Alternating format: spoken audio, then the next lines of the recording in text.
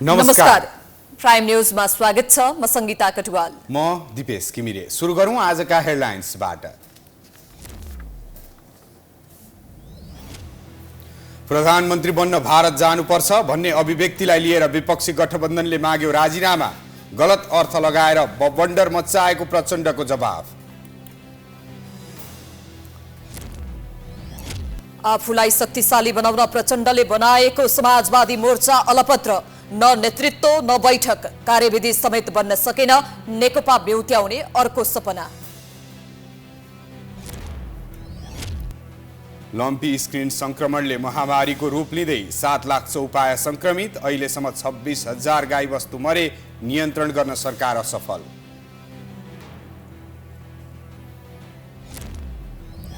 पश्चिमा देशले एकलौटी गरेको आरोप लागेका बेला पुटिन सी र मोदी बीच वार्ता। युक्रेन युद्धका लागि सहयोग गर्न रुसको आग्रह। भारत र चीनको मौन समर्थन। र एक दिवसीय अन्तर्राष्ट्रिय वरियतामा सन्दीप र करणको स्थान सुधार। 5 जनाको खस्कियो। ब्याटिङतर्फ शीर्ष 100 वरियतामा नेपालका 2 खेलाडी मात्रै।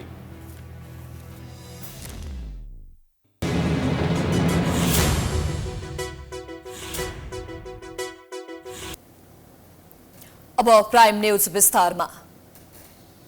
प्रधानमन्त्री पुष्पकमल दाहालले आफूलाई भारतले प्रधानमन्त्री बनाएको भन्ने अर्थ लाग्ने अभिव्यक्ति दिएको भन्दै नेकपा एमालेले कडा आपत्ति जनाएको छ।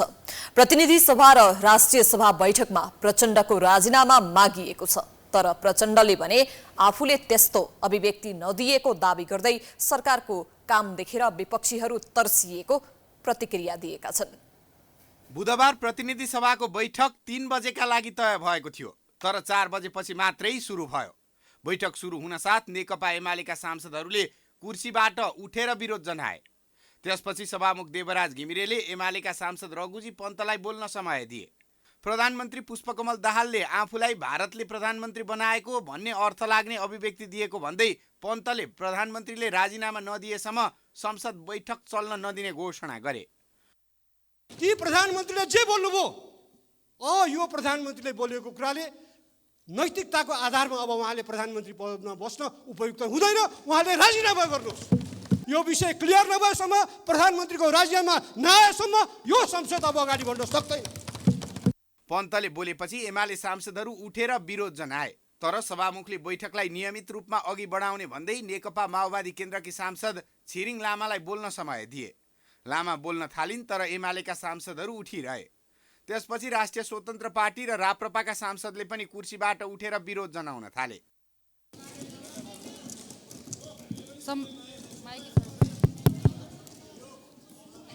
सम्माननीय सभामुख महोदय, सभामुख घिमिरेले सबैलाई पालै पालो बोल्न दिने भन्दै बैठक सञ्चालनमा अवरोध नगर्न आग्रह गरिरहे भने सांसद लामाले आफ्नो धारणा राखिरहन्। मानिसहरू आसन ग्रहण गरौँ, परम्परालाई गैर कानुनी मानेको पालो पालो बोलौँ, आफ्नो कुरा राख्नु दिउँ। घटाउने र सहयोग गर्ने सबैले कानुन बमोजिम कारबाही गर्ने। कुर्सीबाट उठेर गरेको विरोध प्रभावकारी नभएपछि केही सांसदहरू रोस्टम घेराउ गर्न पुगे। सभामुखले भने सम्झाउने प्रयास गरिरहे। सांसदहरूले नमानेपछि संसद सचिवालयका कर्मचारीले सभामुखलाई बैठक स्थगित गर्न सुझाव दिए। त्यसपछि भने सांसदहरूले बोलिरहेकै बेला सभामुखले बैठक आधा घण्टाका लागि स्थगित गरिएको जानकारी गराए। सम्माननीय सभामुख महोदय, यहाँ दुईवटा जघन्य अपराध अब यो बैठक भएको देखिन्छ। आधा घण्टाको लागि स्थगित हुन्छ। संसदमा देखिएको गतिविधि निहालिरहेका विद्यार्थीहरू भने अनौठो मानेर हेरिरहेका थिए। संसद बैठक बस्नु अघि नै एमालेले प्रधानमन्त्रीको राजीनामा माग्ने तयारी गरिरहेको थियो। संसदीय दलको बैठकले राजीनामा माग्ने निर्णय नै गरिसकेको थियो। उहाँले राजनीतिक हिसाबले, नैतिक हिसाबले, सबै हिसाबले वास्तवमा उहाँले प्रधानमन्त्रीको एउटा हैसियतमा बसिरहने एउटा चाहिँ आधारहरू सबै हिसाबले गुमाएको परिस्थिति हामी देख्छौँ। एमालेले राष्ट्रिय सभा बैठकमा पनि प्रधानमन्त्रीको राजीनामा मागेको थियो। उता प्रधानमन्त्री दाहालले भने आफ्नो अभिव्यक्तिलाई गलत अर्थ लगाएर एमालेले बबन्डर मच्चाउन खोजेको आरोप लगाएका छन्।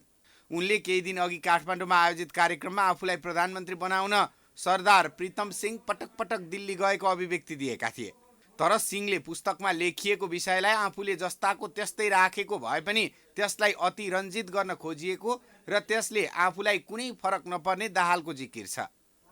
फेरि एकचोटि बमण्डर गर्न खोजिएको छ। मलाई लाग्छ त्यो बेलुन पनि छिटै फुट्नेवाला नै छ, त्यसले केही दिनेवाला छैन। तर यसबाट के देखिन्छ भने हाम्रा विपक्षीहरूमा कति धेरै विक्षिप्तता छ, कति धेरै पूर्वाग्रह छ भन्ने देखिन्छ। प्रधानमन्त्रीले राजीनामा नदिएसम्म संसद बैठक चल्न नदिने घोषणा गरेको एमाले अब के गर्छ भन्ने चासो बढेको छ। अब प्रधानमन्त्री प्रचण्डले कस्तो रणनीति लिन्छन् त्यो अझ अर्थपूर्ण रहनेछ। नेकपा एमालेका अध्यक्ष केपी शर्मा ओलीले सदनमा प्रधानमन्त्रीको जवाफ नभई राजीनामा चाहिएको बताएका छन्। बुधबार संसद बैठक अवरुद्ध भएपछि संसद भवन नयाँ बानेश्वरमा सञ्चारकर्मीसँग कुराकानी गर्दै ओलीले प्रधानमन्त्री प्रचण्डले स्वाभिमान र स्वाधीनता विपरीतको अभिव्यक्ति दिएको भन्दै अब जवाफ नभई राजीनामा चाहिएको बताएका हुन्। प्रचण्डको अभिव्यक्ति राष्ट्रिय स्वाभिमान र स्वाधीनता गिराउने खालको अशोभनीय र आपत्तिजनक रहेको ओलीको भनाइ छ। राष्ट्रिय स्वाभिमान र स्वाधीनता गिराउने खालको अशोभनीय र आपत्तिजनक रह्यो। उहाँले जवाफ दिन सक्नुहुन्न नि, जवाफ नदिकन संसद अवरुद्ध गर्न त अलिकति जायज भएन नि त प्रधानमन्त्री। हामीलाई जवाफ होइन, उहाँको अब राजीनामा चाहियो। उहाँबाट साह्रै भएन। होइन, हजुरहरूले जुन सरकार ढलाउने खेल गर्नुभएको थियो यहीँबाट पुरा गर्नुभएको हो। प्रधानमन्त्रीको अभिव्यक्तिको विरोध गर्दै विपक्षी दलले बुधबार सङ्घीय संसदका दुवै सदन अवरुद्ध गरेका थिए। नेपाली कांग्रेसले करिब 1 वर्षपछि केन्द्रीय कार्य समिति बैठक बोलाएको छ। बुधबार मध्याह्न कांग्रेस सभापति देउवाको निवास धुमबाराहीमा बसेको पदाधिकारीको बैठकले असार 27 गतेका लागि केन्द्रीय समिति बैठक बोलाएको हो। असार 27 गते दिउँसो 1 बजे पार्टी कार्यालय सानेपामा बैठक बस्नेछ। यसअघि कांग्रेस केन्द्रीय समिति बैठक अघिल्लो वर्ष 27 असारदेखि 2 साउनसम्म बसेको थियो।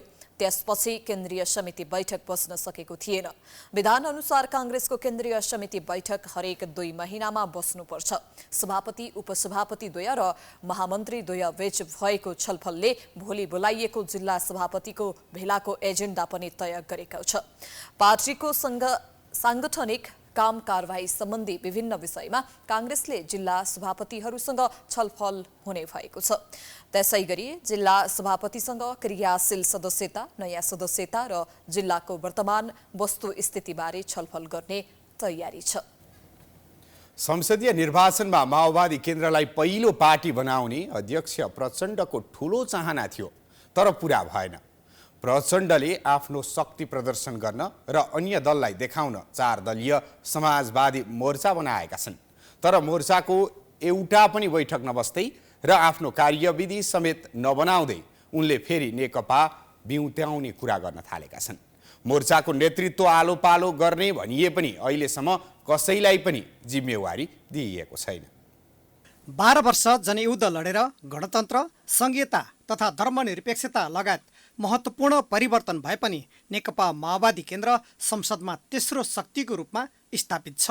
राजनीतिक परिवर्तन गर्न अहम भूमिका खेलेको भए पनि जनताले तेस्रो शक्तिको रूपमा स्थापित माओवादी केन्द्रका अध्यक्ष प्रचण्डले आफ्नो शक्ति प्रदर्शन गर्न र कांग्रेस एमालेलाई दबावमा राख्न समाजवादी मोर्चा बनाएका छन्। माओवादी र अन्य पार्टीका गरी मोर्चामा प्रचण्डसँग 54 जना सांसद छन्। यिनै सांसदको बलमा आफ्नो पदीय स्थायित्व र कांग्रेस एमालेलाई दबावमा राख्ने प्रचण्ड चाहनामा निर्मित मोर्चाले कुनै छलफल, बहस तथा आफ्नो कार्यविधि समेत बनाएको छैन। अहिले मोर्चा अलपत्र छ। मोर्चाको नेतृत्व आलो पालो गर्ने भनिए पनि अहिलेसम्म कसैलाई पनि जिम्मेवारी दिएको छैन। तर नेताहरू चाँडै मोर्चाले आफ्नो उद्देश्य अनुसार अघि बढ्नेमा आश्वस्त छन्। नेकपा बनाउनु पर्छ भन्ने उद्देश्यका साथ समाजवादी मोर्चा बनेको हुनाले अहिले नेकपा बनाउने कुरा उठ्नु भनेको त्यसको श्रेय हो। त्यही मोर्चाको कारणले अहिले फेरि यो दिशातिर अगाडि बढेको छ भन्ने अर्थमा लिँदा पोजिटिभली जान्छ विषय। त्यो छुट्टै अब नेकपा छुट्टै भन्ने अर्थमा बुझियो भने त्यो अलपत्र भने यो पनि त्यस्तै हुने होला भनेर बोल्ने मान्छेले होला। तर कुरा त्यस्तो होइन। कुरा चाहिँ के हो त भन्दा त्यो मोर्चा नै बृहत कम्युनिस्ट पार्टी निर्माणको निम्ति बनाइएको, त्यही बेला नि त बोल्नु भएको थियो नि सबै नेताहरूले। भएको हुनाले अब अहिले चाहिँ त्यसले एउटा आकार ग्रहण गर्न खोज्दैछ। प्रमुख प्रतिपक्षी एमाले भने मोर्चा गठनलाई नक्कली ढोगी र पाखण्डीहरूको झुण्ड भनेको छ। नक्कली कम्युनिस्टहरूको मोर्चाले आफ्नो पार्टीलाई कुनै असर नगर्ने पनि एमालेको दाबी छ। एमाले बाहेकका नक्कली वामपन्थीहरू एक ठाउँ जुटे तिनलाई सिद्धान्तको मतलब भएन। कहिले के भन्छन् कहिले आफूमा धारयात गर्छन् लाउँछन् अनि कहिले हामी मिल्यौँ भन्छन्। अब एउटा ठाउँमा उभिएर हामी समाजवादी भयौँ, अर्को ठाउँमा उभिएर हामी 5 दलीय भयौँ, अर्को ठाउँमा गएर 9 दलीय भयौँ, अर्को ठाउँमा गएर 10 दलीय भयौँ भनेर जे गरिरहेछन् यी बेकारका छन्।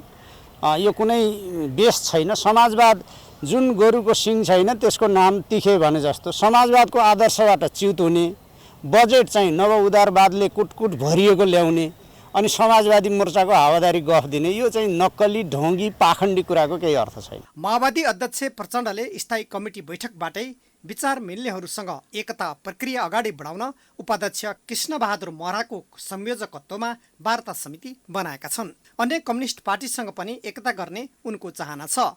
तर 2074को संसदीय निर्वाचनमा नेपाली जनताले दिएको झण्डै 2/3 शानदार वामपन्थी सरकारको नेतृत्व गरेका एमाले अध्यक्ष ओली तथा उनको पार्टीलाई कमजोर बनाएर विचार मिल्ने पार्टीबीच एकता वा मोर्चा बनाएर पहिलो पार्टी बनाउने प्रचण्डको दाउ छ। यसका लागि उनले पूर्व नेकपालाई समेत बिउताउने भनिरहँदा ओलीलाई भने निषेध गर्ने रणनीतिमा छन्, जसका कारण पहिलो पार्टी बनाउने तथा शक्ति प्रदर्शन गर्ने प्रचण्ड चाहना पूरा हुन कठिन देखिन्छ। मनसुन सक्रिय बनेसँगै बाढी पहिरोबाट ठूलो धनजनको क्षति भइरहेको छ। बाढी पहिरोले देशका विभिन्न स्थानमा सडक अवरुद्ध हुँदा आवतजावतमा समस्या भइरहेको छ। साथै सयौं वस्तुभाउ मर्दा किसान मारमा छन्। यता विपदको पूर्व तयारीमा सरकार चुकेको छ। अविरल वर्षासँगै देशका विभिन्न क्षेत्रमा बाढी पहिरोको जोखिम बढेको छ। नदी तथा खोलाहरूमा पानीको सतह बढ्दा किनारका बस्तीहरूमा सतर्कता अपनाउन प्रशासनले आग्रह गरेको छ। त्यस्तै मनसुन सुरु भएदेखि अहिलेसम्म चट्याङका कारण 11 जनाको मृत्यु भइसकेको छ भने 20 जना घाइते भएका छन्। चट्याङकै कारण अहिलेसम्म 109 पशु चौपाया पनि मरेका छन्। त्यस्तै पहिरोमा परि 45 जिल्लामा 12 जनाको मृत्यु भइसकेको छ भने 16 जना घाइते भएका छन्। त्यस्तै बाढीमा परि 19 जिल्लाका 9 जनाको मृत्यु भइसकेको छ भने 20 जना बेपत्ता भएका छन्। साथै बाढीकै कारण 4 जना घाइते भएका छन् भने 83 चौपाया मरेका छन्। यो तथ्याङ्क लगभग 1 महिनाको अवधिको मात्र हो। पछिल्ला वर्षमा भएका क्षतिको त कुनै लेखाजोखा छैन। त्यस्तै बाढी पहिरोकै कारण 3 राजमार्ग पूर्ण रूपमा अवरुद्ध भएका छन्। यसैगरी 13 वटा सडक एकतर्फी सञ्चालनमा रहेका छन्। यस वर्ष मात्रै 73 वटा सडक खण्ड अवरुद्ध भएको र हालसम्म अवरुद्ध भएका मध्ये 57 वटा सडक सञ्चालनमा आइसकेको सडक विभागको तथ्याङ्क छ। हाम्रो इन्फर्मेसन अनुसार अहिले 2 वटा सडक मात्रै अवरुद्ध भएको देखिन्छ र 13 वटा सडक चाहिँ एकतर्फी रूपमा चलेको र यो आर्थिक वर्षभरि यो वर्षा सिजन लागेपछि कुल 73 वटा पटक चाहिँ सडकहरू अवरुद्ध भइसक्यो। 73 वटा सडक भनेको त्यो एउटा दोहोरिएर पनि आउँछ र अवरुद्ध पश्चात 57 वटा सडक चाहिँ खुलिसकेको पनि भनेर हामीलाई जानकारी प्राप्त भएको छ। बाढी पहिरो र डुबानका कारण किसानले मध्य असारमा समेत धान रोपाई गर्न सकेका छैनन्। निरन्तरको उच्च वर्षाले विशेष गरी तराईका किसान मारमा परेका छन्। समयमा धान रोप्न नपाउँदा उत्पादनमा कमी आउने किसानको चिन्ता छ। र सबै उता माथि पानी मेरै खेतमा जाने गहिरी खेत हो, त्यो रोपाई गर्न पाइएको छैन। अब बिउ पहिला पानी नआएर डढ्यो, पानी लगाए पनि बिउ बढेन, बिउ पनि सानो छ, हिल्याएर राखेको अहिले पानी भरिएको छ। पहिरोले गर्दा हालसम्म सडकमा 24 करोड 96 लाख 23 हजार रुपैयाँ बराबरको क्षति भइसकेको अनुमान छ। तर सरकार भने पूर्व तयारीमा चुकेको छ। वर्षेनी हुने जोखिममा तीनै तहका सरकार मुख दर्शक हुँदा विपद न्यूनीकरण हुन सकेको छैन। प्राइम न्यूज जारी छ, हामी ब्रेकपछि आउँछौं।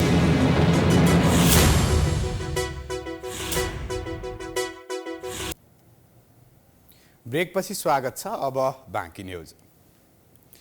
नेपालमा लम्पी स्किन संक्रमणले महामारीको रूप लिएको छ।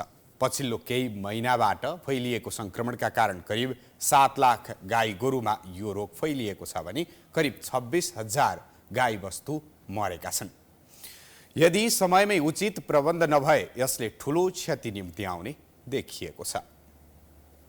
जसरी कोरोना भाइरस संक्रमणले मानव जीवन र मानिसको स्वास्थ्यलाई तनावग्रस्त बनाएको थियो, त्यसै गरी अहिले पशुहरूमा देखा पर्ने लम्पी स्किन संक्रमणले त्रास फैलाएको छ। गर्मी महिना सुरु भएदेखि नै फैलिएको संक्रमणबाट अहिलेसम्म 6,90,000 भन्दा धेरै गाईवस्तुलाई प्रभावित पारेको छ, जसमध्ये 4,14,300 निको भएका छन्। अझै पनि 2,50,587 गाईवस्तु बिरामी छन्। 25,782 गाईवस्तुको त मृत्यु नै भइसकेको छ, तर पनि यस रोग नियन्त्रण हुने छाटकाट देखिएको छैन। संक्रमणका कारणले पशु मात्रै प्रभावित भएको छैनन्, यसले यस वर्षको बाली नालीमा समेत असर पारेको छ, जसले गर्दा किसान चिन्तित देखिएका छन्। खेत रोप्ने बेला भइसक्यो हैन, गोरु चाहिँ अघि गोरु पाल्थे, अहिले चाहिँ गोरुमा विभिन्न किसिमको रोगले गोरु पनि त्यहाँ त नोक्सान भइरहेका छन्। त्यस कारण ट्र्याक्टर लिएर ट्र्याक्टर गरेर खेती गरेर त्यसको भाडा उठ्दैन हैन। त्यस कारणले हामी किसानलाई बहुत ठुलो गाह्रो भइरहेको छ। यहाँ एकाएका यस्तो गोरु मात्रै देखिए तापनि ट्र्याक्टरहरू मात्रै चलिरहेका छन्, जबकि ट्र्याक्टरको लागि अहिले चाहिँ भन्नुहुन्छ कि ट्र्याक्टरले पनि महँगो किन नभन्नु, उसलाई अलिकति हातले काम गर्दाखेरि गोरुले चाहिँ गर्दा उसलाई पुरा ताकतले काम गर्नुपर्छ। निकै आलोचना पश्चात अहिले लम्पी स्किन रोग विरुद्धको खोप अभियान सुरु भएको छ, तर यस रोगले देशको सबै जिल्ला अर्थात् 76 जिल्ला र अधिकांश पालिका प्रभावित भएको कारणले खोप लगाउने कार्यले समेत तीव्रता पाएको छैन। अहिलेसम्म 1,80,922 गाईवस्तुलाई मात्रै खोप लगाइएको छ, जबकि देशभरका 76 जिल्लामा लम्पी स्किन संक्रमणले प्रभाव पारेको छ भने लाखौंको संख्यामा पशु प्रभावित भएका छन्। गाई भैँसीमा लाग्ने लम्पी स्किन रोगका कारण वस्तुभाउको मृत्यु हुने, दूध र मासु उत्पादनमा ह्रास आउने, पशुमा प्रजनन समस्या देखिने समस्या आउन सक्ने प्रति पनि चिन्ता व्यक्त हुन थालेको छ। यस रोग लागेर निको भइसकेको पशुलाई पूर्वत अवस्थामा ल्याउन थप पोषणयुक्त खानेकुरा खानु दिनुपर्ने, उचित स्याहार गर्नुपर्ने हुँदा किसानको ठूलो धनराशि खर्च हुने देखिएको छ।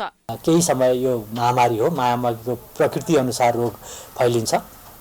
यो बेलामा चाहिँ हामीले सावधानी अपनाउनुपर्छ। विशेष गरी किसान व्यवसायीलाई अझै पनि हामी के भन्छौँ भने बिरामी पशुहरूलाई चाहिँ उचित हेरचाह गर्ने, प्रशस्त पानी, पसिलो खानेकुराहरू खुवाउने, आराम गराउने, बिरामी पशुलाई चाहिँ सामुदायिक चरणमा साझा आहालहरूमा नलैजाने, बजारमा बिक्री वितरण गर्नको लागि चाहिँ नलैजाने, नजिकको प्राविधिकसँग को समन्वयमा त्यसको औषधि उपचार गर्ने, खोप लगाउने र खोपको आपूर्ति भइरहेको छ। नेपाल पशु चिकित्सा परिषदका अनुसार नेपालमा गाई 74,13,197 र भैँसी 51,32,931 छन्। अहिलेसम्म गाई र गोरुमा यो संक्रमण देखिए पनि भैँसीमा भने यो रोग फाट्टाफुट्टा मात्र देखिएको छ। लम्पी स्किन संक्रमण नियन्त्रण हुने छाटकाट नदेखिएको हुँदा यसबाट हुने क्षति रोक्नका लागि सरकार गम्भीर हुनुपर्ने देखिएको छ। पछिल्लो केही वर्ष यता महिलाहरूमा हुने पाठेघरको मुखको क्यान्सरले भयावह रूप लिएको छ। अहिलेसम्मको तथ्याङ्क अनुसार महिलामा हुने पाठेघरको मुखको क्यान्सरलाई नियन्त्रण नगर्ने हो भने भविष्यमा यो रोग विकराल रूप लिन सक्ने चिन्ता व्यक्त हुन थालेको छ। यसैलाई मध्यनजर गर्दै सरकारले यो रोग विरुद्धको खोप लगाउने विषयमा चासो दिन थालेको छ। नेपालमा महिलालाई लाग्ने क्यान्सर मध्ये पाठेघरको मुखको क्यान्सर प्रमुख हो। ग्लोबल क्यानको तथ्याङ्कलाई आधार मान्ने हो भने नेपालमा पाठेघरको मुखको क्यान्सरले प्रत्येक दिन 6 जनाको मृत्यु हुने गर्छ। यस रोग विशेष गरी प्रजनन क्षमता विकास भइसकेका महिलाहरूमा देखा पर्ने हुँदा पछिल्लो केही वर्ष यता यसले महामारीकै रूप लिन थालेको भन्दै विज्ञहरूले चिन्ता व्यक्त गर्न थालेका छन्। विश्व स्वास्थ्य संगठनका अनुसार रोग नियन्त्रण गर्नका लागि नेपालमा 9 वर्षदेखि 14 वर्षसम्मका महिला बालबालिकालाई खोप लगाउनु पर्ने भनिएको छ, जस अनुसार भविष्यमा हुन सक्ने पाठेघरको मुखको क्यान्सरबाट जोगाउन सरकारले 10 देखि 14 वर्ष उमेर समूहका किशोरीहरूलाई पीएचभी खोप लगाउनका लागि पहिलो चरणमा 20,000 भाइल खोप ल्याएको छ। यो खोप पनि 2 मात्रा लगाउनु पर्ने हुन्छ। पहिलो चरणमा लगाएको 6 महिना पश्चात पुनः दोस्रो मात्रा लगाउनु पर्ने हुँदा यस खोपले करिब 9,500 महिला बालबालिकालाई खोप लगाउन पाउने अनुमान छ। अब यसो छ, अब यो आवश्यकता त धेरै नै छ। अहिलेको लागि अब थोरै भएकोले यो आवश्यकता यो त 9 देखि 14 वर्ष उमेर समूहका जति महिलाहरू हुनुहुन्छ अब सबै त्यसको लागि इलिजिबल भयो, सबैलाई लगाउनु पर्ने हुन्छ। अब त्यो जनसङ्ख्याको हिसाबले अब त्यो चाहिँ हुन्छ। अब त्यो जनसङ्ख्या लाखौँमा छ होइन। अहिले हामीले अब जस्ट सुरु मात्रै गरेको। आएको खोप टेकु स्थित भण्डारणमा राखिएको छ। खोप कहिलेदेखि लगाउने भन्ने निदो भइसकेको छैन। सरकारकै खर्चमा पहिलो चरणमा ल्याइएको खोप निशुल्क लगाउने योजना छ। तर यस खोपले मात्रै नेपालमा रहेका यस उमेर समूहकालाई नपुग्ने भएको कारणले सरकारले निरन्तरता दिन्छ भन्ने निश्चित छैन, किनकि विश्वमै यो खोप उत्पादन कम भएको कारणले गर्दा खोप निकै महँगो पर्न जान्छ। अहिले नेपालमै पनि केही निजी क्षेत्रमा यो खोप किनेर लगाउन पाइन्छ, तर यो खोप एक भाइलकै 6,000 रुपैयाँ पर्छ। 2 भाइल लगाउन एकजनालाई कम्तीमा 12,000 भन्दा माथि पर्छ, जसले गर्दा आम नागरिकले चाहेर पनि यो खोप किनेर लगाउन सक्ने अवस्था छैन। अन्य देशहरूमा यस खोपलाई नियमित खोप अन्तर्गत नै राखेका छन्, तर नेपालमा यस विषय उठे पनि यसले कहिलेबाट निरन्तरता पाउँछ भन्ने भने निश्चित छैन। अहिले यो खोप धेरै मुलुकहरूले नियमित खोप सेवामा सुरु गरिसके। WHO को सिफारिस पनि एसपीभी खोपलाई नियमित खोप सेवामा सुरु गर्नुपर्छ भन्ने WHO को विश्व स्वास्थ्य सङ्गठनको सिफारिस हो।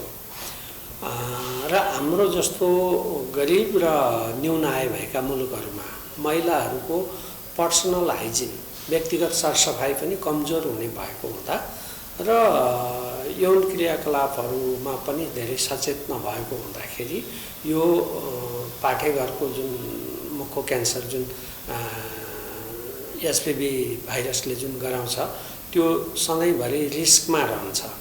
त्यसकारणले गत आर्थिक वर्षको बजेटमै उल्लेखित यो खोप कार्यक्रम आर्थिक वर्ष सकिन 10 दिन मात्रै बाँकी छँदा खोप आइपुगेको छ। निकै थोरै 20,000 भाइल मात्रै भएकोले यो खोप कहिलेदेखि कहाँबाट सुरु गर्ने भन्ने अन्योलता यथावत छ।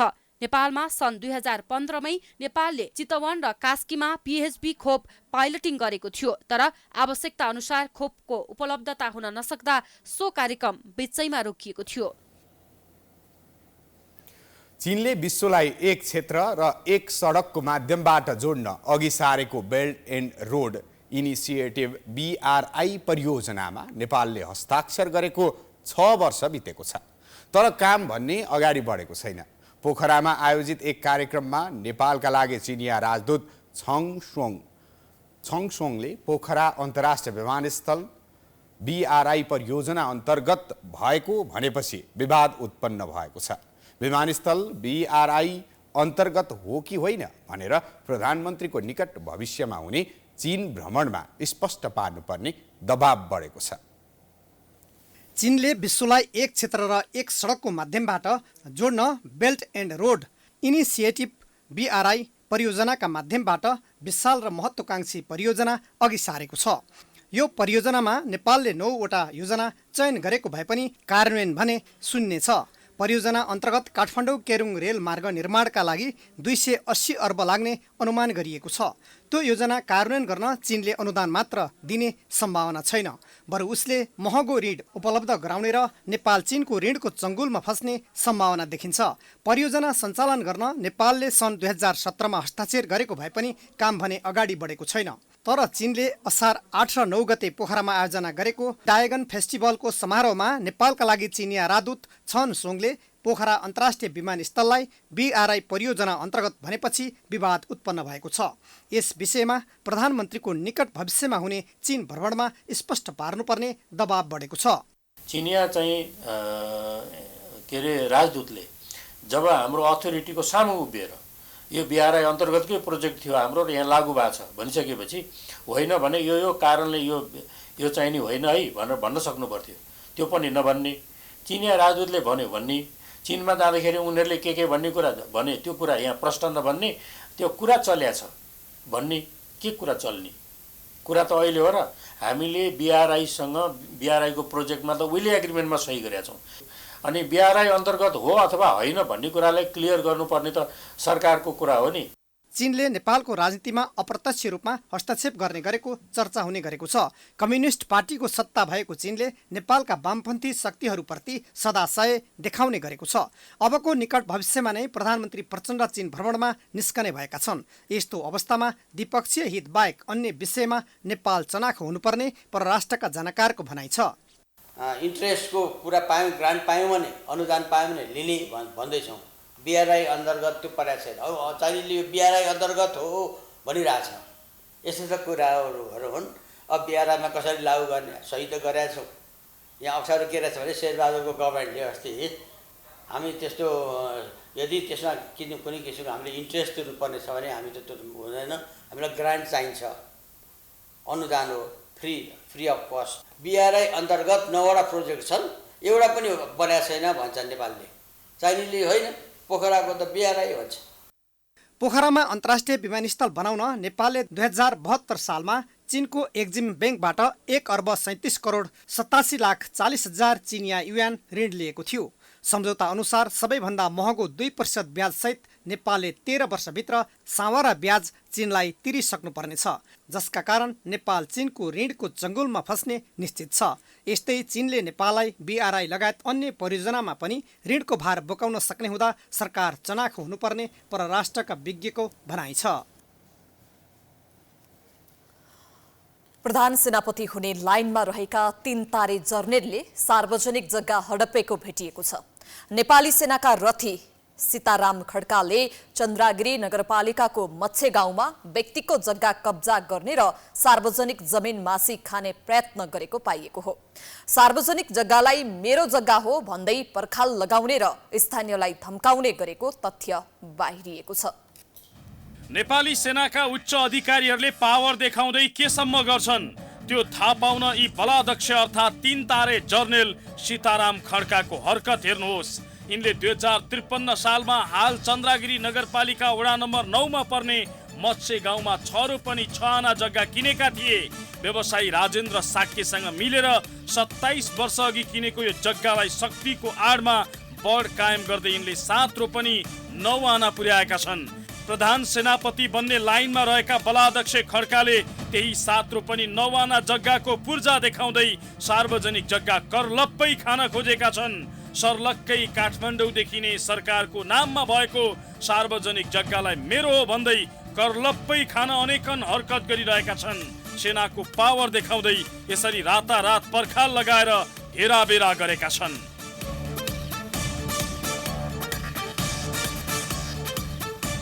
नेपाली सेनाको शक्ति देखाएर एकजना जर्नेलले कसरी सार्वजनिक जग्गा हडपेका छन् यो हेर्नुहोस्। यो पर्खाल जुन लगाइएको छ यो पर्खालदेखि तलतिरको क्षेत्र सार्वजनिक जग्गा हो र यो पर्खाललाई नै यसरी भत्काएर नयाँ पर्खाल लगाउँदै सतत यसरी उनले यो जग्गा मेरो हो भन्दै दाबी गरेका छन्। तपाईँ देख्न सक्नुहुन्छ यो नयाँ पर्खाल जुन लगाएका छन् उनले यो सार्वजनिक जग्गा क्षेत्र पर्छ र तपाईँले यतापट्टि हेर्न सक्नुहुन्छ जहाँ यो पर्खाल भत्काइएको छ पुरानो पर्खाल र त्योदेखि मुनिपट्टिको सार्वजनिक जग्गा यसरी हडपिएको छ। यो तपाईँले देख्नु भएको जुन क्षेत्र छ यो पर्खाल भत्काइएको ठाउँ हो। यहाँ पर्खाल थियो जहाँबाट मुनिपट्टिको क्षेत्र सार्वजनिक जग्गा पर्थ्यो, तर यो पर्खाल नै भत्काएर रातारात डोजर चलाएर उनले सार्वजनिक जग्गा करलप्पै खाने प्रयत्न गरेका छन्। सेनामा अर्बपति जर्नेल भनेर चिनिएका खड्काले सार्वजनिक जग्गा त यसरी मिची खान खोजेका छन् नै, व्यक्तिको जग्गा समेत मासी खाएका छन्। सेनाको बल देखाउँदै उनले झन्डै 9-10 रोपनी जग्गामा पर्खाल लगाएका छन्। सार्वजनिक जग्गा र अरूको जग्गाको जरो किलो भत्काएर उनीहरूले आफू खुसी पर्खाल लगाएपछि स्थानीय विरोधमा उत्रिएका छन्। सार्वजनिक जग्गा मात्रै 2 रोपनी भन्दा धेरै हडपिएको छ। व्यक्तिको जग्गा झन्डै 1 रोपनी कब्जा भएको छ। अहिलेको बजार भाव अनुसार यो क्षेत्रको जग्गा 1 आनाको 20 लाख भन्दा बढी पर्छ। यो हिसाबले सरकारी र व्यक्तिको समेत गरी 9 करोड 60 लाखको जग्गा जर्नेल खड्का र व्यवसायी राजेन्द्र साक्यले खान खोजेका छन्। स्पष्ट देखिरहेछ यहाँ चाहिँ मेरो जबरजस्त यहाँ मिचिएको कुरा त कति जति तपाईँको जग्गा त्यसरी हडपे त उनले त्यसो भने अब यहाँ र माथि सबै गर्दाखेरि झन्डै मेरो अब ठ्याक्कै त अनुमान गर्न लाउन सक्दिनँ। 2 रोपनी भन्दा बढी चाहिँ मलाई मिचिएको छ। यो नक्सा हेर्नुहोस्। यो नक्साको किता नम्बर 25 को जग्गा जर्नेल खड्का र व्यवसायी साक्यको नाममा छ।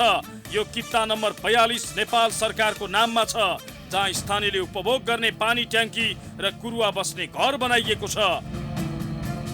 यो पानी ट्याङ्की र घर समेत मेरो जग्गामा पर्छ भन्दै जर्नेलले डोजरले लिएर भत्काउन खोजेका थिए। स्थानीयले चरको विरोध गरेपछि रोकिए, तर माथिपट्टिको सार्वजनिक जग्गामा पर्खाल लगाएका जर्नेलले यो पानी ट्याङ्की समेत भत्काएर पर्खाल लगाउन खोजिरहेका छन्। सध्यारलाई उठीबास लगाउन खोज्ने र सार्वजनिक जग्गा मिच्ने जर्नेल खड्कासँग हामीले यो विषयमा प्रतिक्रिया लिन खोज्यौं। तर उनले आफूलाई भन्दा धेरै श्रीमतीलाई यो विषयमा थाहा भएको भन्दै पन्छिए। जर्नेल खड्का पन्छिएपछि हामीले उनकै श्रीमती उमा खड्कासँग भेट्यौं र सोध्यौं सार्वजनिक जग्गा हडप्ने र व्यक्तिको जग्गा कब्जा गर्ने काम किन गर्नु भएको? सेनाको पावर देखाउन खोज्नु भएको हो? उनले निकै हडबडाएर आफूले कसैको जग्गा नहडपेको दाबी गरिन्। सदियार भन्नेहरूको पूर्जा नै नभएको समेत जिकिर गर्न भ्याइन्। मैले असारबाट लाउन सुरु 3-4 महिना त भयो नि, 3-4 महिना भयो लाउँदाखेरि पनि उहाँहरूले अहिलेसम्म पनि पूर्जा ल्याएर उहाँहरूलाई ठिक छ म वडा अध्यक्षले लाऊ भनेपछि पनि उहाँहरूको जग्गा थियो भने त उहाँहरू पनि त क्लेम गरेर नापीमा गएर मेरो जग्गा छुट्याएको आउँ भन्नु पर्थ्यो नि त। जर्नेलकी श्रीमती उमा खड्काले सदियार भन्नेहरूसँग पूर्जा नै नभएको र पूर्जा देखाए जग्गै छाडिदिने चुनौती दिइरहँदा पीडितहरूले भने यसरी पूर्जा सहित वडा कार्यालयमा उजुरी नै दिएका छन्। किता नम्बर 494 को जग्गा बकाइदासँग विष्णुमाया श्रेष्ठको नाममा छ, तर जग्गा हडप्ने जर्नेलकी श्रीमती कसैसँग पूर्जा नै नभएको दाबी गर्छिन्, जसका विषयमा पीडितले वडा कार्यालयमा उजुरी दिएका छन्।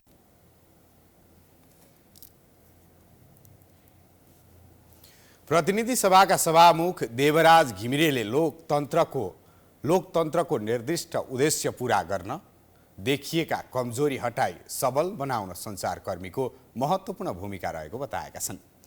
संसदीय मामिला पत्रकार समाजका नवनिर्वाचित पदाधिकारीलाई पद हस्तान्तरण कार्यक्रममा सभामुख घिमिरेले समाजलाई अघि बढाउन सञ्चार जगतको ठूलो भूमिका रहेको उल्लेख गर्दै लोकतन्त्रको उद्देश्य पूरा गर्नमा सञ्चारकर्मीको महत्त्वपूर्ण भूमिका रहेको बताएका हुन्। उनले संसदलाई राष्ट्र हितमा लैजान सञ्चार क्षेत्रको भूमिका रहेको र सञ्चार माध्यमबाट यसमा गति र प्रभाव दिने काम भएको बताए। निर्दिष्ट उद्देश्य प्राप्ति गर्नको लागि खास गरिकन कमजोरीहरूलाई फालेर हामीले यसलाई सबल बनाउनको लागि जनताको हितमा राष्ट्रको हितमा संसदलाई कसरी लाने भन्ने कुरा यो सञ्चार क्षेत्रबाट लाने कुराहरूमा अरू यसले खुड्किलो थप्नेछ, अरू गति दिनेछ र प्रभाव दिनेछ भन्ने मैले विश्वास लिएको छु। त्यस्तै राष्ट्रिय सभाका अध्यक्ष गणेश प्रसाद तिमल सिन्हाले संसदको राम्रो कुराको प्रचार, नकारात्मक कुराहरूलाई तीखो ढङ्गले बाहिर ल्याउन सञ्चार जगतले भूमिका खेल्नुपर्ने बताए। देशको विकास समृद्धि गर्दै सुशासन कायम गर्नमा सबैको दायित्व भएको उनको टिप्पणी छ। आखिर हाम्रो सबैको उद्देश्य के भने नेपाली समाजलाई राम्रो बनाउने, देशलाई विकसित बनाउने र सुशासन प्रत्याभूति गर्ने र एउटा देशलाई हामीले यो गणतन्त्रको संहिताको लोकतन्त्रको मर्म अनुसार यसको प्रतिफल आम नागरिकले कसरी पाउन सक्ने त्यो बनाउने नै हो। त्यसकारण त्यो हिसाबले यहाँहरूलाई लाग्नु नै छ। यहाँहरू सबैलाई पुनः म बधाई भन्छु। प्रतिस्पर्धा स्वाभाविक ढङ्गले हुने कुराहरू त्यो अन्यथा हुने कुरै भएन, लोकतान्त्रिक प्रक्रियामा त्यो हुन्छन्।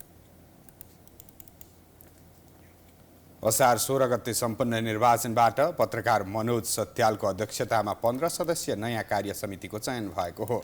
समाजमा हाल 145 सदस्य छन्। उपप्रधान एवं गृहमन्त्री नारायण काजी श्रेष्ठले काठमाडौँको विमानस्थल परिसरमा रहेको मानवीय सहायता स्थलको निरीक्षण गरेका छन्। बुधबार विपद व्यवस्थापनको तयारी स्वरूप स्थापना गरिएको मानवीय सहायता स्थलको गृहमन्त्री श्रेष्ठले निरीक्षण गरेका हुन्। निरीक्षण गर्दै उनले मानवीय सहायता स्थलमा रहेका सामग्रीका साथै आवश्यक तयारीका बारेमा जानकारी लिएका थिए। नेपाल प्राकृतिक विपत्तिको उच्च जोखिममा रहेको राष्ट्र भएकाले विपद छिटोभन्दा छिटो उद्धार र राहतका सामग्री लिएर जान सहज होस् भनेर मानवीय सहायता स्थल बनाइएको गृहमन्त्री श्रेष्ठले बताए। उनले यस अघिको अनुभवबाट शिक्षा लिँदै मानवीय सहायता स्थललाई धेरै सुधार गरेको र तयारीका काम पनि धेरै भएको उल्लेख गरे। ठाउँमा राखेर कसरी तयारी गर्ने, म्यान पावर कहाँ सेट गर्ने तयारी गरे हुनाले जुन दिन राति चाहिँ पुल गयो त्यसको भोलिपल्ट अथवा त्यही बिहान नै हामीले चाहिँ बेली ब्रिजसम्म पठाइहाल्यौँ। यस्तो प्रकारको प्रिपेयर्डनेसको तयारी हाम्रो पहिलाभन्दा धेरै राम्रो छ र सामग्रीहरू पनि लजिस्टिक्सहरू पहिलाभन्दा बढी नै हामीसँग छ। त्यसकारणले सुधारको प्रक्रियामा हुन्छ। उनले विपदपछि तुरुन्त सामग्री पठाउन सहज हुने विभिन्न 11 स्थानमा मानवीय सहायता स्थल स्थापना गरिएको जानकारी दिए। प्रतिनिधि सभा अन्तर्गतको पूर्वाधार विकास समितिले बागमती सुधार आयोजनाका कामलाई तीव्र गतिमा अघि बढाउन सरकारलाई निर्देशन दिएको छ।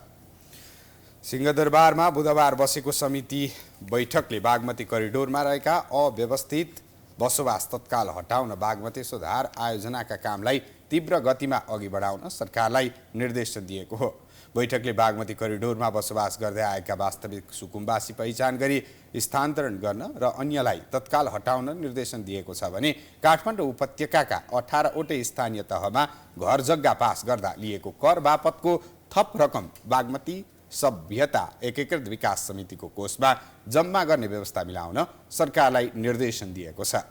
बैठकमा शहरी विकास मन्त्री सीता गुरुङले अधिकार सम्पन्न बागमती सफाई सभ्यता एकीकृत विकास समितिको क्षेत्राधिकार स्पष्ट नभएकाले समस्या भएको बताइन्।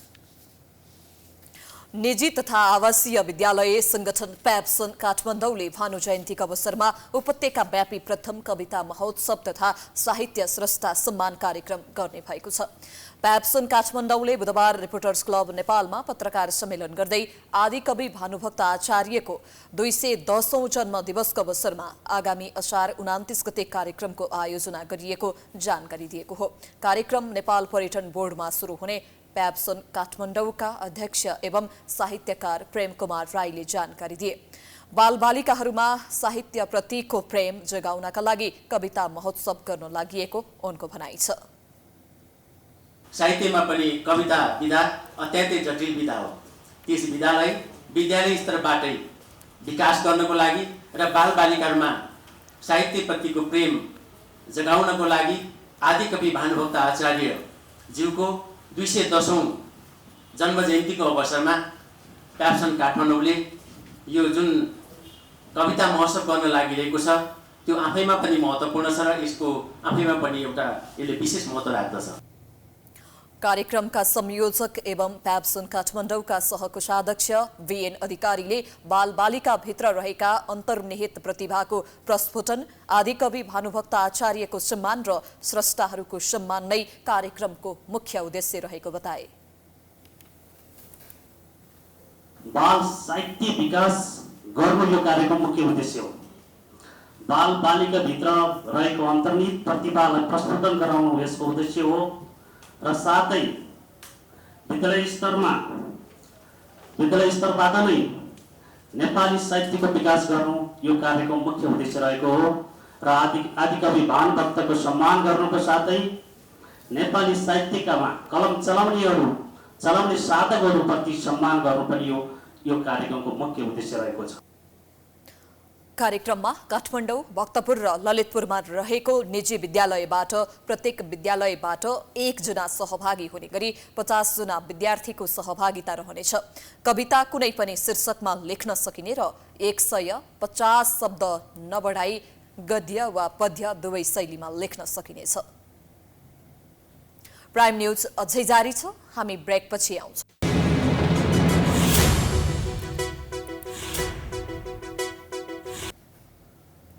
ब्रेकपछि स्वागत छ। अब बिजनेस न्यूज।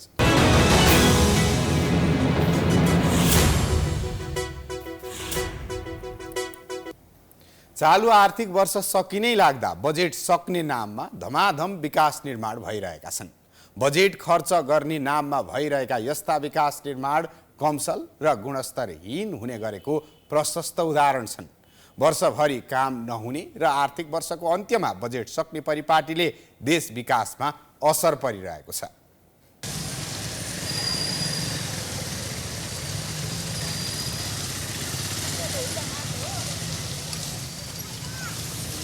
यो दृश्य हो काठमाडौँ स्थित कपन क्षेत्रको। कपनमा असार नजिकेपछि खानेपानीको पाइप बिछाइएको थियो। पाइप बिछाउने क्रममा सडक खन्दा भारी वर्षाले सडकको दुरावस्था भएको छ। हिलाम्बे सडकले जोखिम समेत बढेको छ। दैनिक कैयौं सवारी साधनले दुर्घटनाको सामना गर्नु परेको सर्वसाधारणको गुनासो छ। कति दिनौं 50-60 जना लडिरा हुन्छन् बाइकमा दिनकै। 50-60 जना बाइक कहिले यता लड्छ कहिले उता लड्छ। प्राय जस्तो मान्छेहरू हिँड्न असिलो भइरहेछ। बुढापाकाहरू हिँड्न सक्दैनन्। मान्छे बाटोमा हिँड्ने मान्छेहरूलाई असहज भइरहेछ। आर्थिक वर्षको हिउँद महिनाभरि कुनै पनि विकास निर्माणको आयोजना नगरिएको कपनमा असार नजिकिन साथ बजेट सिद्ध्याउनकै लागि खानेपानीको योजना लादिएको थियो, जसका कारण यति बेला कपनका सर्वसाधारणले समस्या खेपिरहेका छन्। उनीहरूको लागि असारे विकास बालुवामा पानी सरह भएको छ। अब असार मसँग त लाग्यो बजेट सक्नलाई थाल्यो काम। अब यहाँ जस्तो बजेट तार टाङ्ने देखेर छ यो के अरे ऊ मन्दिरको गाह्रो लाउनेदेखि छ, ढुङ्गा फुटाउनेदेखि छ। यो कस्तो जनता कस्ता होला यहाँका जनप्रतिनिधि हेर्नुहोस् त, लाजो मर्दो होइन त। यी त उदाहरण मात्र हुन्। यति बेला देशभर नै बजेट सिद्ध्याउनका लागि विकास निर्माणका काम भइरहेको छ। स्थानीय प्रदेश र केन्द्रीय सरकार बजेटको बाकस खाली गर्न लागि परेका छन्। कम लागतमा जनताको आँखामा छारो हाली कमिसनको दौडमा हुने यस्ता विकास निर्माणले दीर्घकालीन रूपमा असर पुग्ने विश्लेषण हुने गरेको छ। चालु आर्थिक वर्षमा विनियोजित रकम असार 24 सम्म खर्च गरिसक्नुपर्छ। तर केही दिन मात्रै बाँकी रहँदा दैनिक रूपमा बजेटको खर्च उच्च हुँदै गएको छ। तथ्याङ्क अनुसार चालु आर्थिक वर्षको हालसम्म पुँजीगत खर्च 50% पनि पुग्न सकेको छैन। असार 19 सम्मको तथ्याङ्क हेर्दा पुँजीगत खर्च 45.41% मा सीमित छ, जसले अनुकूल समयमा विकास निर्माणको काम प्रशस्त हुन नसकेको सोझै प्रस्ताउँछ। पुँजीगत खर्च उकालो लाग्न नसके पनि चालु खर्च भने 80% भइसकेको छ। यो तथ्याङ्कले सरकार विकास निर्माणमा संवेदनशील नरहेको विषयलाई थप उजागर गर्छ। सरकारको यस्तै गैर जिम्मेवारपनले विकास निर्माणले गुणस्तरीयता प्राप्त गर्न सकिरहेको छैन। सवारी चालक अनुमति पत्रको अनलाइन भुक्तानी सहित विद्युतीय माध्यमबाट सेवा प्रणालीको शुभारम्भ भएको छ। बुधबार सिंहदरबारमा भौतिक पूर्वाधार तथा यातायात मन्त्री प्रकाश ज्वालाले नयाँ सुविधायुक्त सवारी चालक अनुमति पत्रको अनलाइन प्रणालीको शुभारम्भ गरेका हुन्। नयाँ प्रणालीलाई कास्कीबाट सुरु गरिसकेको र 1 महिनाभित्र देशका सबै कार्यालयबाट अनलाइन प्रणालीबाट काम हुने मन्त्री ज्वालाले जानकारी दिए। नयाँ अनलाइन सेवा मार्फत राजस्व भुक्तानीका साथै स्वास्थ्य परीक्षणका सेवा पनि उपलब्ध हुने उनको दाबी छ। सवारी चालक अनुमति पत्र लिन लामो लाइन लाग्नुपर्ने बाध्यतालाई अन्त्य गर्न पनि अनलाइन सेवाको शुभारम्भ गरिएको मन्त्री ज्वालाले बताए। यातायात व्यवस्था विभागको प्राङ्गणमा त्यो बाहिर धेरै सेवाग्राहीहरूको भिड हुन्छ। त्यसले हामीलाई एक किसिमले चाहिँ गिज्याइरहेको जस्तो हामीले महसुस गर्छौँ। हामीले एउटा कमिटमेन्ट गरेका छौँ, यो लाइन विहीन राष्ट्र बनाउने अथवा चाहिँ कुनै पनि ठाउँमा लाइन लाग्न नपरोस्, यातायात व्यवस्था कार्यालयमा लाइन नदेखियोस्, पासपोर्ट बनाउने ठाउँमा लाइन लाग्न नपरोस्, अथवा चाहिँ नेसनल आइडी लिने ठाउँमा या नागरिकता लिने ठाउँमा कुनै पनि ठाउँमा लाइन लाग्न नपर्ने अवस्था हामी सिर्जना गर्न चाहन्छौँ। सेवाग्राहीले सहज रूपमा सेवा प्राप्त गर्ने लक्ष्यका साथ अन्य विभिन्न निकायमा पनि अनलाइन प्रणाली लागू गर्दै जाने उनको भनाइ छ। नयाँ व्यवस्थासँगै बायोमेट्रिक र परीक्षा दिन मात्रै यातायात कार्यालय जानुपर्ने मन्त्रालयले जनाएको छ। साताको चौथो दिन बुधबार नेप्से परिसूचक 39.26 अङ्कले घटेर 2049.44 बिन्दुमा झरेको छ। त्यसैगरी सेन्सिटिभ इन्डेक्स 5.89 अङ्कले घटेको छ। नेप्से सूचक घटे पनि आज कारोबार रकम भने अघिल्लो दिनको तुलनामा वृद्धि भएको छ। अघिल्लो दिन 2.5 अर्ब बराबरको सेयर खरिद बिक्री भएको बजारमा आज 277 स्टकको 53,103 पटकको कारोबारमा 3 अर्ब 7 करोड 39,92,000 रुपियाँ बराबरको 80,92,000 किता सेयर खरिद बिक्री भएको छ। नेप्से ओह्रालो लागे पनि आज 2 स्टकको सेयर भने सकारात्मक रूपमा बढेका छन्। उनीहरूको सर्किट लेभलमा कारोबार भएको छ। आज 13वटै उपसमूहको परिसूचक घटेको छ। अब स्पोर्ट्स न्युज।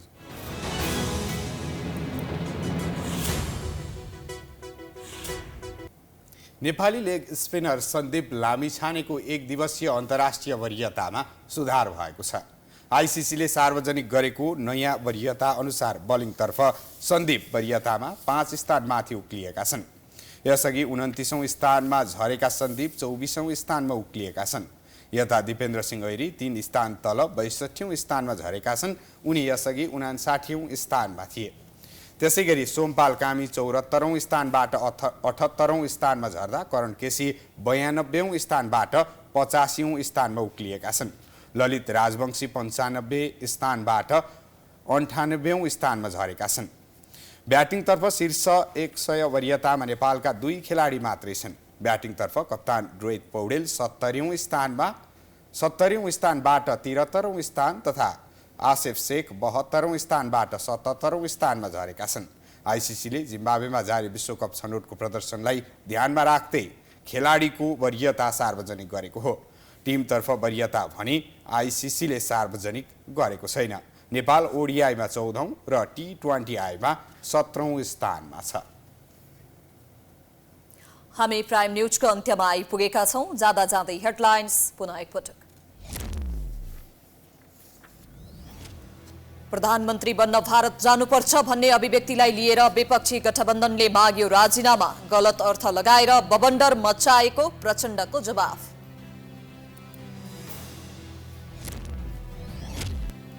आफूलाई शक्तिशाली बनाउन प्रचण्डले बनाएको समाजवादी मोर्चा अलपत्र, न नेतृत्व न बैठक कार्यविधि समेत बन्न सकेन। नेकपा बिउत्याउने अर्को सपना। लम्पे स्किन संक्रमणले महामारीको रूप लिँदै 7 लाख चौपाया संक्रमित। अहिलेसम्म 26,000 गाई वस्तु मरे। नियन्त्रण गर्न सरकार असफल।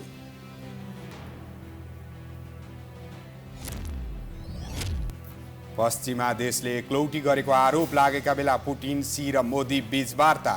युक्रेन युद्धका लागि सहयोग गर्न रुसको आग्रह। भारत र चीनको मौन समर्थन। र एक दिवसीय अन्तर्राष्ट्रिय वरियतामा सन्दीप र करणको स्थान सुधार। 5 जनाको खस्कियो। ब्याटिङतर्फ शीर्ष 100 वरियतामा नेपालका 2 खेलाडी मात्रै।